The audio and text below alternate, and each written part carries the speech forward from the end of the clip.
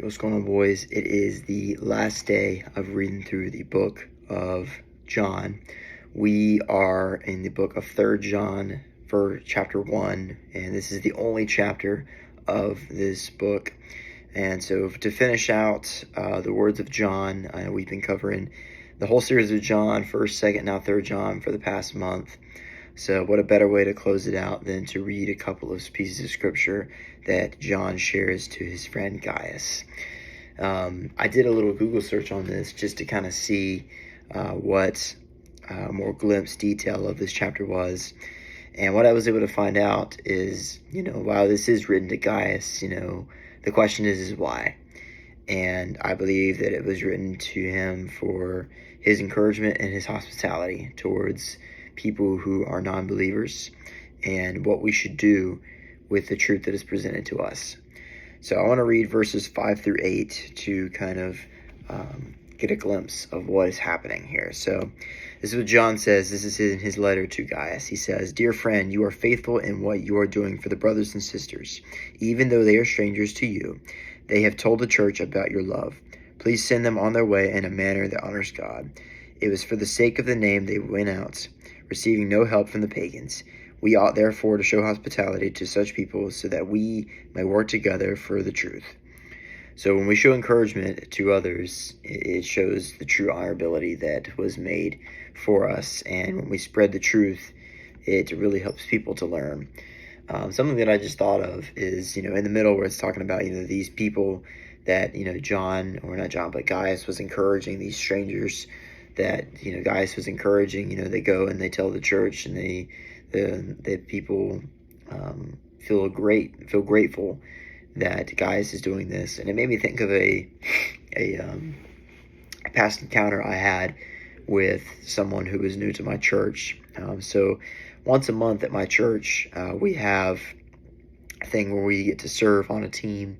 And so for the past three times that I've served, I've been at what they call a New Year tent. So in the middle of our church lobby, there's this big tent, and it says New Year. So anybody that walks in can come over and say what's up, and be like, "Hey, I'm new here." And I remember back at the beginning of this year, I think it was maybe the first or second Sunday of this year. Actually, I take that back. It was actually the beginning of this semester. And I remember I had this encounter with this guy, and he comes up to me. He says, "Hey man," he says, "I'm new here." He's like, "I'm not from here." He's like, what do I do? Like, how do I get involved? Like, what should I do? And I immediately told him, I was like, "Yeah, man." I said, I said, "I'm really glad that you chose to come here today." It's like, one of the things that I always recommend to people when they're new, really just based off of, the type of situation that they're in life, because a lot of people that, will come up to me are people that are around my age, is I recommend them to a ministry for young adults at our church. And I recommended it to them. And I remember seeing him at our first meeting for this semester, and got to know him a little bit. And long story short, he comes every Tuesday, and I know him very well. He's in our small group that meets Tuesday in the evenings, and just the bond that's been able to create. And so I think, this is kind of a connection to what John is saying to Gaius here. He's like, the connections that you make with people, people are, they are fascinated by it. Like, they're going and telling the church how much of a great, person that you are. That, clearly you are someone that is bringing people to the Lord. That, you are, you see that people are out there that are strangers, and you go up to them and you point them to Jesus through all of the midst of the difficult things that exist in this world. And that's one of the best things that we can do. Last thing that I want to read is verse 11 through 12. So there's actually two other names that are given in this section. One by the name of, excuse my pronunciation, but Diotrephes. I may be saying that wrong. And then Demetrius is another one. So verse 11 through 12, this is what John says. "Dear friend, do not imitate what is evil, but what is good. Anyone who does what is good is from God. Anyone who does what is evil is not from God. Demetrius is well spoken by everyone. And even by the truth itself, we also speak well of him. And you know that our testimony is true." So ultimately, John is writing this letter, to Gaius for say, but there's another man that the first guy, Diotrephes. Again, I apologize if I'm saying that wrong. He says, he didn't write it to him because he was kind of greedy. He wanted to be the first in everything. And then you have Demetrius, which is kind of just like Gaius. So when we must constantly share the good news of Jesus, and when we begin to understand the true testimony, it goes a long way. It goes a long way by as far as, helping us to really become self-aware of what the world really looks like and how to embrace one another when we go through difficult times. And I think ultimately it really kind of helps us, to see, what is right and what is wrong.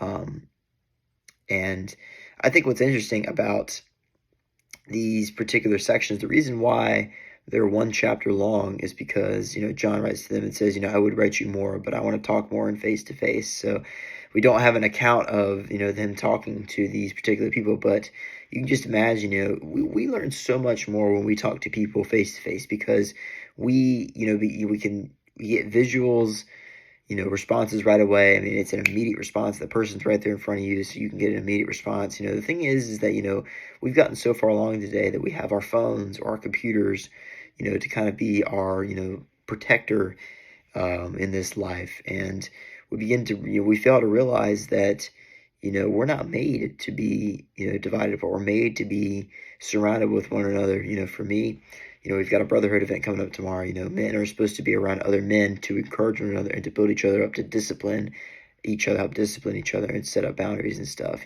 Women, same thing when women around other women, encourage one another. And so I think when we begin to realize that, we need others to be with us, we begin to have those in-depth conversations that really bring out the deep that's in us, that, lifts that grudge that we may have, or lifts that particular burden that we've been carrying on our shoulders for so long. Doesn't matter how old you get, you're still going to enjoy having a conversation with somebody, just talking about your life, because you never know what kind of encouragement you're going to get, and you never know what type of advice you might get, especially for guys like myself who are young, still looking to get out there, looking to have a family one day. I'm always looking to take as much advice as I can. And so that's where we will finish off for today. We're going to read today's daily prayer. We are in the book of Matthew for today. Today's title is called My Justification, and we are looking at Matthew 5:10, which says, "Blessed are those who are persecuted for the righteousness' sake, for theirs is the kingdom of heaven. It is within me to admit my fault and rely upon the only one who can save me to do so. I confess my sin and admit that my mistakes before you, God. You are my Lord, and I ask that you would, for your forgiveness and righteousness, could be covering. Jesus, when I am judged, I only have you as my justification to stand before the Father. Please continue to help me walk humbly before you and accept what you have done to me, for it is enough. You know that I want to please you, to do things that that would make it appear that I am good. I am not. I need you, Jesus." So we all need a little bit of Jesus every day. I have this little Jesus statue sitting up here. I put it up here. It used to be sitting on top of my PlayStation over here, but I have this Jesus statue sitting up here. And I remember, I got it when I was on the Blue Ridge Relay, Coop Strong team. All of us need Jesus every day.